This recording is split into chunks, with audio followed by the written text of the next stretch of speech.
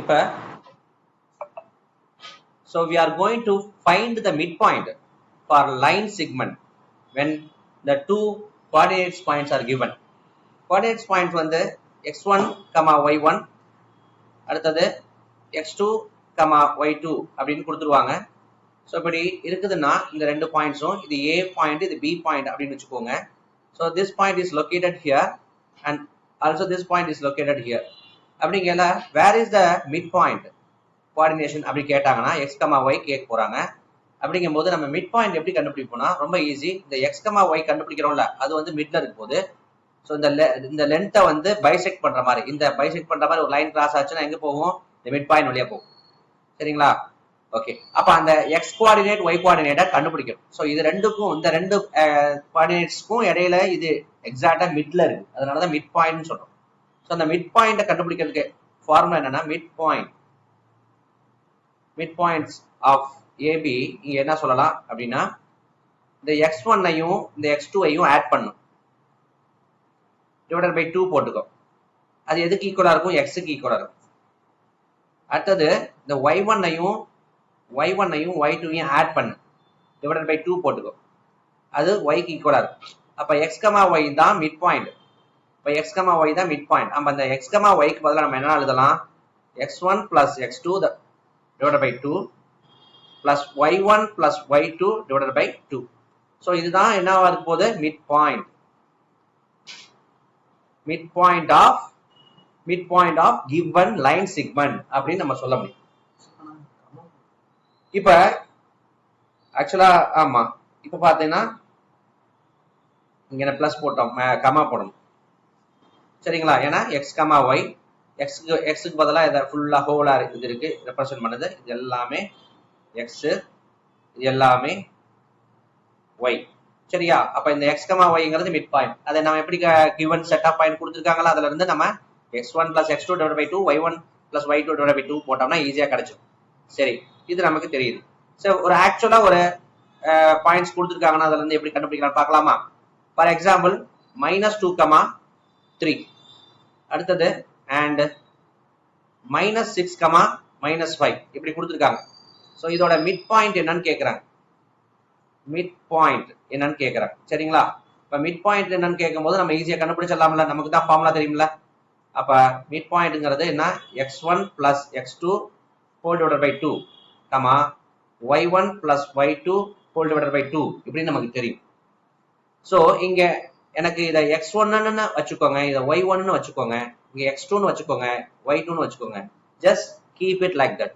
அப்பதான் நம்மளால ஈஸியா we can substitute instead of x1 y1 x2 y2. இப்ப நம்ம x1 x2க்கு பதிலா நம்ம சப்ஸ்டிடியூட் பண்ண போறோம். x1க்கு இங்க பதிலா என்ன இருக்குதுன்னா -2 இருக்கு. -2 போட்டுக்கோங்க. அடுத்தது x2க்கு பதிலா இங்க என்ன இருக்குன்னா -6 இருக்கு. அப்ப இங்க பிளஸ் தான ஃபார்முலால இருக்கு, பிளஸ் போட்டுக்கிட்டு இங்க -6 போட்டுக்கோங்க. எந்த நோ கன்ஃபியூஸ். ஏன்னா இங்க டிவைடட் பை 2 இருக்கா, 2 போட்டுக்கோங்க. கமா இருக்கா, கமா போட்டுக்கோங்க. y1 இங்க என்ன இருக்கு? 3 இருக்கு. அதை ரெப்ரசென்ட் பண்ணுங்க. +3 தானே 3. அடுத்து ஃபார்முலால பிளஸ் இருக்கு, பிளஸ் போட்டுக்கோங்க. y2க்கு பதிலா இங்க என்ன இருக்கு? -5 இருக்கு. -5 +5 ஆரம்பிச்சு அந்த பிராக்கெட் தேவையில்லை. சரிங்களா? டிவைடட் பை 2 போட்டுக்கோங்க. ஸோ இப்போ எக்ஸாக்டா இதை ரெப்ரசென்ட் பண்ணுது. இந்த வேரியபிளை இங்க நம்பர்ஸ் கொடுத்துருக்க கிவன்ஸோட நம்பர்ஸ் நம்ம போட்டாச்சு. அப்ப பாருங்க, இது ரெண்டையும் என்ன சொல்லுது? ஆட் பண்ண சொல்லுது. இதுவும் -2 தான், இதுவும் -6 தான். Add and put the same sign, அவ்வளவுதான். இப்போ -8 divided by 2. அப்ப இது 3, இது 5. அப்ப 5க்கு வந்து மைனஸ் இருக்கு, 3க்கு பிளஸ் இருக்கு. டிஃபரன்ஸ் சைன் வந்துச்சுன்னா என்ன பண்ணும்? சப்ராக்ட் பண்ணிட்டு கிரேட்டர் சைனை புட் பண்ணணும். எது கிரேட்டர் சைன்? -5 தான் கிரேட்டர் சைன். அப்ப -5ல இருந்து 3 ரிமூவ் பண்ணுங்க. அப்ப -2 வரும். சரிங்களா? -5ல இருந்து 3 +3 ரிமூவ் பண்ணா -2 வருது. அப்ப -2 divided by 2. சோ இதோட ரெடியூஸ்டு ஃபார்மா இதை பார்க்கணும். அப்ப -8/4ங்கிறது -8/4ங்கிறது டிவிஷன் பண்ணா -4. -2/2னா -1. சோ அப்ப நம்ம மிட் பாயிண்ட கண்டுபிடிச்சாச்சு. Mid point of given coordinates. This coordinates கொடுத்திருக்காங்க. இந்த லைன் செக்மெண்டோட 2 கோஆர்டினேட்ஸ் கொடுத்திருக்கும் போது நமக்கு மிட் பாயிண்ட் ஈஸியா கண்டுபிடிச்சாச்சு. இப்ப ஒருவேளை நமக்கு இந்த மாதிரி எல்லாம் ஈஸி தான். இப்ப நமக்கு வேற மாதிரி இத கேக்குறாங்க அப்படின்னா என்ன சொல்லலாம்? இது ஓகே, ஒரு சின்ன இதுலயே சின்ன வித்தியாசமா பிராக்ஷனா கொடுத்துருக்காங்க. x1 இது y1 3/7 and 3/2 -11/7 இப்படி பிராக்ஷனா கொடுத்திருந்தாலும் ஒன்னும் பிரச்சனை இல்லை, ஈஸியா நம்ம கண்டுபிடிச்சோம். பாருங்க, இங்க என்ன இருக்கு? x1 வச்சுக்கலாம், இத y1 வச்சுக்கலாம், இத keep it as x2, keep it as y2. சரிங்களா? அப்ப mid point formula x1 plus x2 whole divided by 2, y1 plus y2 whole divided by 2 அப்படின்னு தெரியும். அப்ப x1க்கு பதிலா நம்ம என்ன பண்ணலாம்? 1/2 போடணுமா? போட்டுக்கலாமா? அழகா போட்டுக்கலாம். 1/2 ஃபார்முலா பிளஸ் x2க்கு பதிலா என்ன பண்ணணும்? 3/2 போட்டுக்கலாமா? 3/2 பிராக்கெட் போட்டுக்க. இங்க என்ன டிவைடட் போட்டுக்க 2, இந்த கம்மா போட்டுக்கோங்க. y1க்கு பதிலா 3/7 இருக்கு, போட்டுக்கோங்க. ஃபார்முலா பிளஸ் y2க்கு பதிலா -11/7 இருக்கு, போட்டுக்கோங்க. whole divided by 2. இந்த பிராக்கெட்டை இங்க போட்டுட்டேன். மிட் பாயிண்ட் x, y இதுதான் நம்ம கண்டுபிடிக்க போறோம். சோ நம்ம இங்க பார்க்கணும். இங்க நல்லா பாருங்க, உங்களுக்கு ஒரு விஷயம் புரியும். டினாமினேட்டர் இங்கேயும் 2 தான், இங்கேயும் 2 தான்.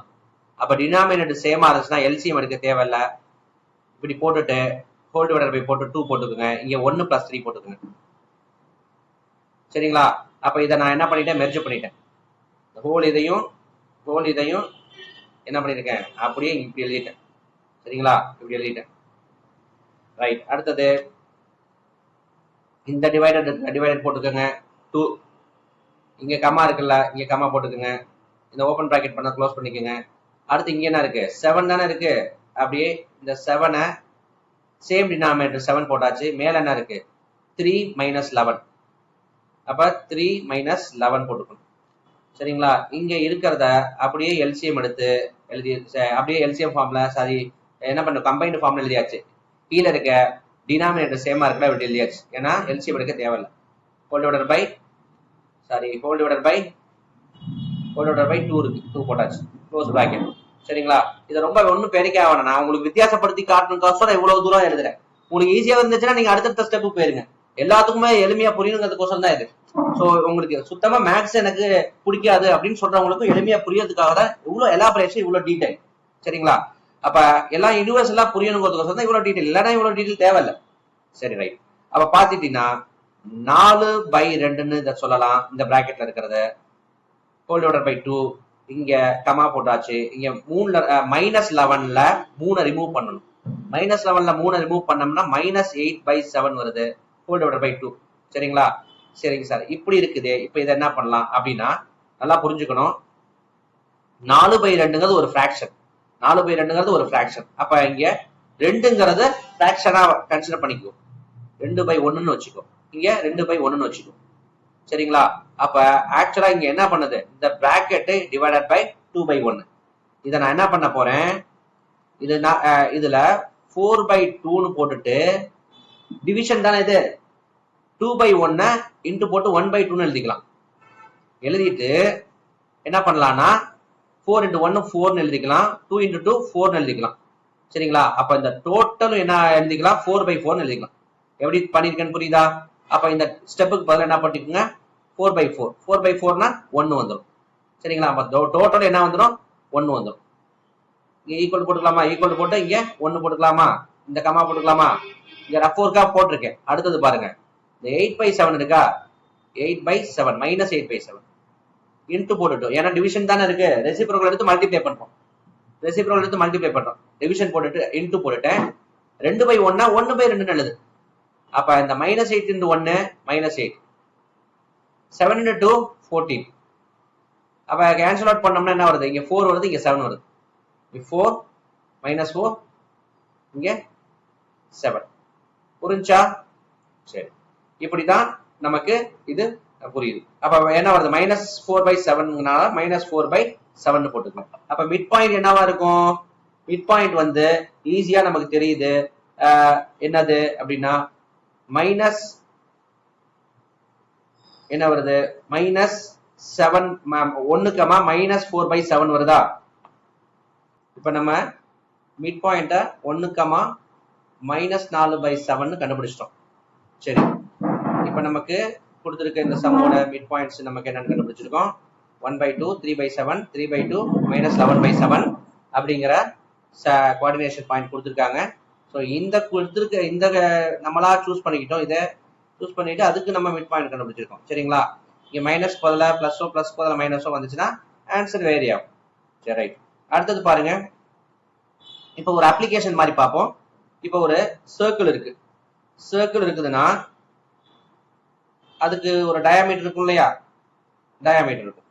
அப்ப அந்த டயாமீட்டருக்கு ரெண்டு எட்ஜ் பாயிண்ட், இந்த பாயிண்ட் கொடுத்துட்டாங்க, ரெண்டு பாயிண்ட் நம்ம வச்சுக்கலாம். இந்த பாயிண்ட -3,7 வச்சுக்கோங்க. இந்த பாயிண்ட x2, y2 வச்சுக்கோங்க. இந்த பாயிண்ட் கொடுக்கலன்னு வச்சுக்கோங்க. ஒரு பாயிண்ட் கொடுத்துருக்காங்க, இன்னொரு பாயிண்ட் கொடுக்கல. சரிங்களா, ஒரு பாயிண்ட் கொடுத்துருக்காங்க, இன்னொரு பாயிண்ட் கொடுக்கல. அப்ப மிட் பாயிண்ட் இருக்குல்ல, மிட் பாயிண்ட். இப்ப இந்த மிட் பாயிண்ட கண்டுபிடிச்சு சொல்றாங்க. இந்த மிட் பாயிண்ட x, y வச்சுக்கோங்க. அப்ப இந்த லைன் செக்மெண்ட் பாயிண்ட்ஸ் இருக்குல்ல, இந்த டயாமீட்டரோட எட்ஜ் சொல்லலாம். இது எங்க இருக்க, சர்க்கம்ஃபரன்ஸ்ல இருக்கு. சரிங்களா, அப்ப நம்ம கொடுத்திருக்க அப்ளிகேஷன்ஸ்க்கு கரெக்டா இருக்கு. இந்த a, bங்கிறது கோஆர்டினேஷன் பாயிண்டா கொடுத்திருப்பாங்க. அப்ப அந்த டயாமீட்டர் ரெப்ரசென்ட் பண்ணிக்கிறேன். அப்ப அந்த எட்ஜ் பாயிண்ட நம்ம என்ன பண்ணிக்கிறோம், -3,7. இங்க கொடுக்கல x2, y2. அப்ப சென்டர் பாயிண்ட் கொடுத்திருக்காங்களா, கொடுத்திருக்காங்க. என்னவா கொடுத்திருக்காங்க, -4,2 கொடுத்துட்டாங்க. சரிங்களா, ஆக்சுவலா ரெண்டு இந்த ஏபி பாயிண்ட் கொடுத்துட்டாங்க. ஏபி பாயிண்ட், சாரி, இந்த ஏபி பாயிண்ட்ல இந்த எட்ஜ்ல மிட் பாயிண்ட் கொடுத்துட்டாங்க. ஒன் ஆஃப் த இந்த பாயிண்ட் வந்து கொடுக்கல, x2, y2 கொடுக்கல. மிட் பாயிண்ட் கொடுத்துட்டாங்க, ஏ பாயிண்ட் கொடுத்துட்டாங்க அப்படின்னு நீங்க வச்சுக்கலாம், கன்சிடர் பண்ணிக்கலாம் மைண்டுக்குள்ள. அப்படிங்கல என்ன ஃபார்முலா, அப்படி என்ன, x1 plus y1 divided by 2 equal to x. Sorry,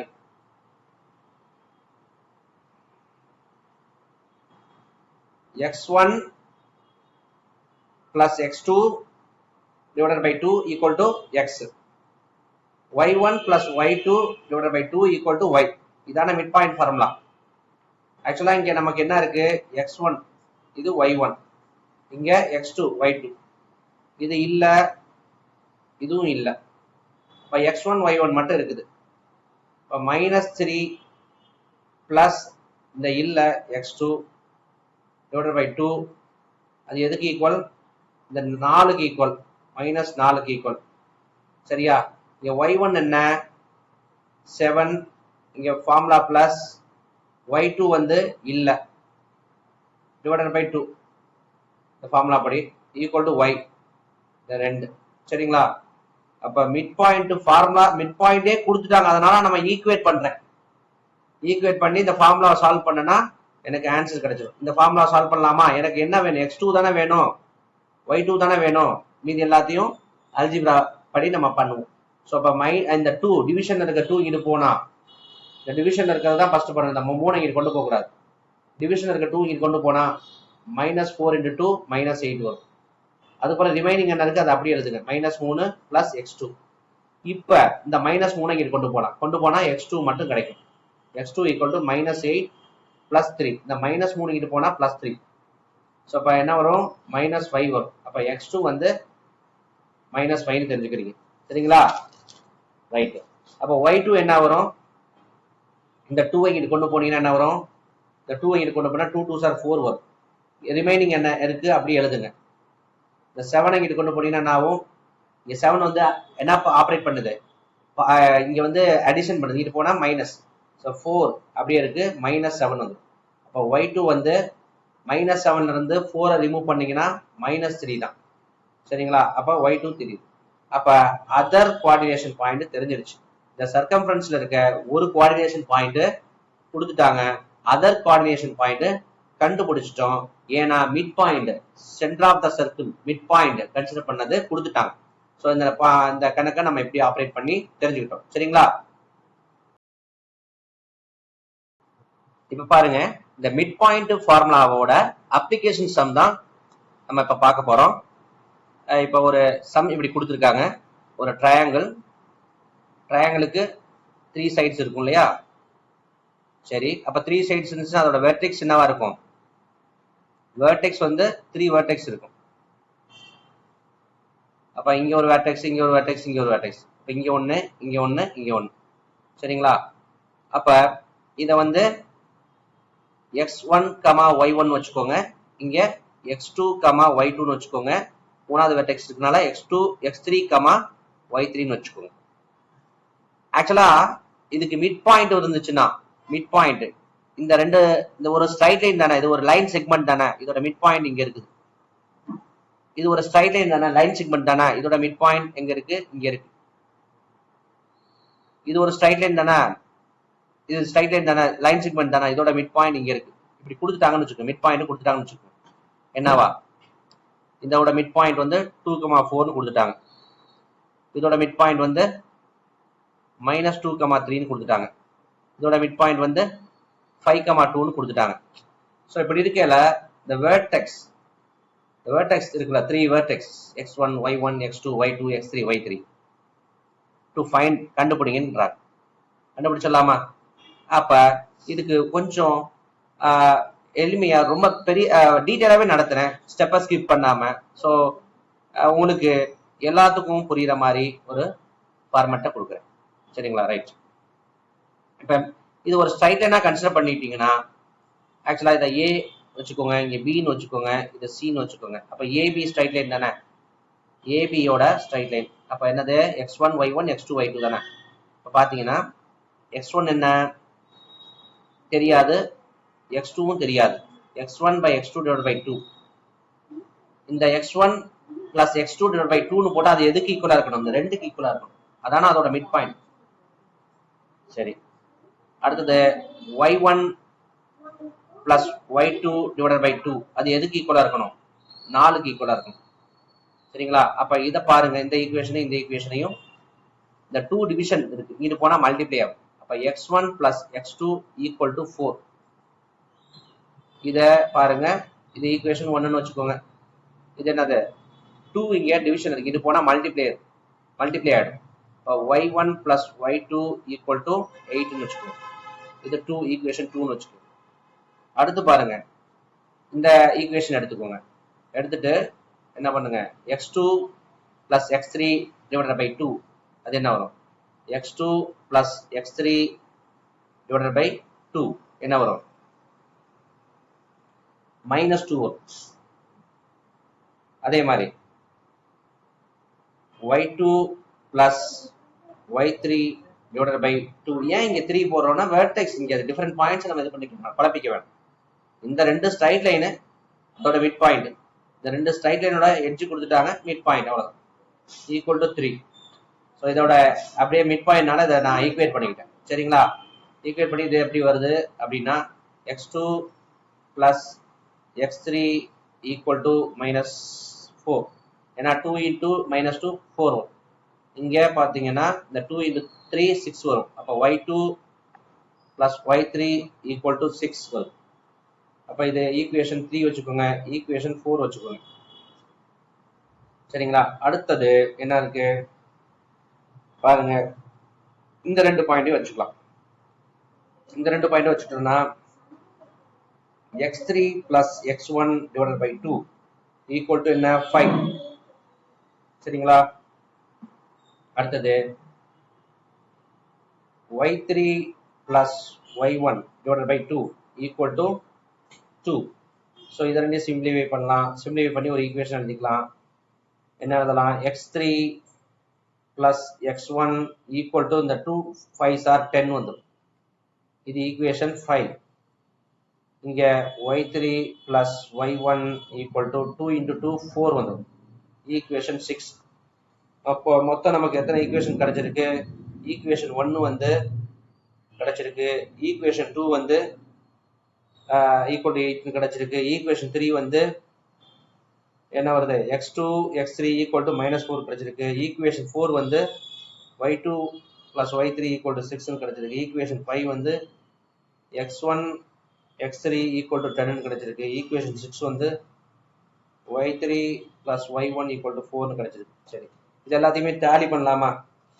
எப்படி டேலி பண்றது பார்க்கலாமா? இப்ப x1 x2 எடுத்துக்கிறேன்.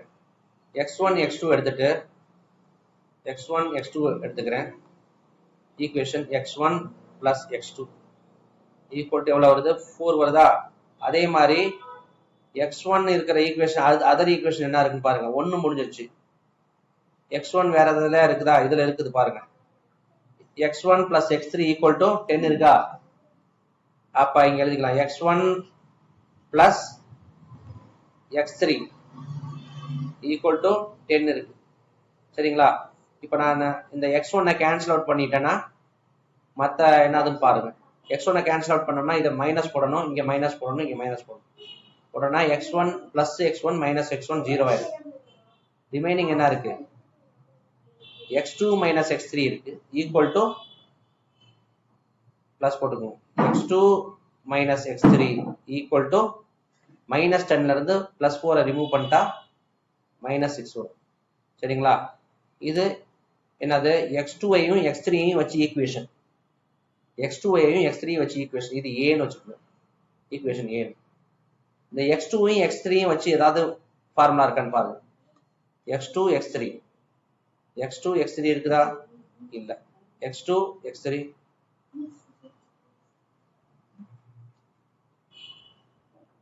x2 x3 இல்ல. இது பாருங்க, x1 x2 இருக்கு. அடுத்தது x2 x3 இங்க இருக்கு பாருங்க. இருக்கா? x2 x3 equal to -4 இருக்கா? அதை தான் நான் இங்க போறேன். x2 x3 equal to -4. அதை நான் இங்க போறேன். x2 plus x3 equal to -4. அது எத்தனாவது ஈக்குவேஷன்? தேர்ட் ஈக்குவேஷனா? x2 plus x3 equal to -4. Third equation. Third. ஆக்சுவலா என்னுடைய இன்டென்ஷன் என்ன?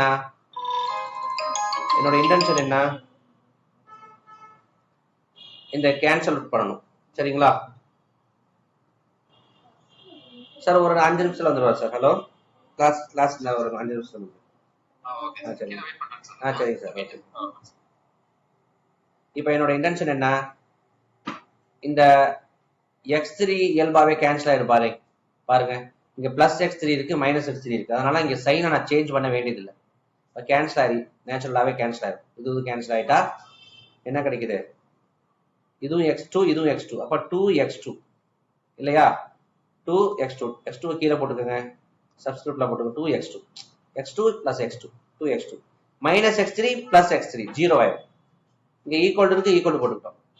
ரெண்டுமே இங்க எதுவும் இங்க மாதிரிலாம் நம்ம என்ன பண்ணல, சைனை சேஞ்ச் பண்ணல. அப்ப -6 -4 ரெண்டு ஆட் பண்ணா ரெண்டுமே சேம் சைனா இருக்கு. Add and put same sign -10. அப்ப x2 equal to -10 upon 2 -5 வருது. அப்ப x2 எவ்வளவு வருது? x2 வந்து -5 வருது. x2 வந்து -5 வந்துச்சுன்னா x1 இங்க இந்த கண்டுபிடிச்சலாமே. x2 கண்டுபிடிச்சாச்சு, x1 கண்டுபிடிக்கலாமா? எந்த ஈக்குவேஷன் வேணாலும் போட்டு கண்டுபிடிக்கலாம். ஃபார் எக்ஸாம்பிள் இதுல போட்டு x1 plus x2 equal to 4னு போட்டுக்கோங்க. இந்த x2க்கு பதிலா -5 போடுங்க. x2க்கு பதிலா -5 போடுங்க. 4. அப்ப x2க்கு பதிலா -5 போட்டா x1 minus 5 equal to 4 வருது. இந்த -5 கிட்ட போனா +5. அப்ப 4 plus 5 9 வரும். அப்ப x1 வந்து நீ என்னன்னு கண்டுபிடிச்சிட்டீங்க? 9 கண்டுபிடிச்சிட்டீங்க. x2 வந்து என்னன்னு கண்டுபிடிச்சிட்டீங்க? -5 கண்டுபிடிச்சிருக்கீங்க. சரிங்களா? அப்ப x3 கண்டுபிடிக்கணுமா? x1 தானே தெரியுது 9. அப்ப இந்த ஈக்குவேஷன் சூஸ் பண்ணுங்க. x1 plus x3 equal to 10. சரிங்களா? இந்த ஈக்குவேஷனை நான் சூஸ் பண்ணி எழுதியிருக்கேன். ஆல்ரெடி x1 என்னன்னு தெரியும்? 9. x3 தெரியாது. அப்படியே போட்டுக்கோங்க 10. இந்த 9 இங்க கொண்டு போங்க. 10 minus 9 equal to 1. அப்ப x3யும் கண்டுபிடிச்சிட்டேன். சரிங்களா? ஓகேவா? இதே மாதிரிதான் மற்ற y1 y2 y3 அதே மாதிரிதான் நம்ம சால்வ் பண்ணுவோம். y1 y2 y3 y1 வந்து எவ்வளவு வருதுன்னா 3 வரும். y2 வந்து எவ்வளவு வருதுன்னா y2 வந்து 5 வரும். y3 வந்து எவ்வளவு வருதுன்னா 1 வரும். சரிங்களா? இதே மாதிரி ப்ரொசீஜர்ல செக் பண்ணி கமெண்ட்ல போஸ்ட் பண்ணுங்க. சரிங்களா? தேங்க்யூ.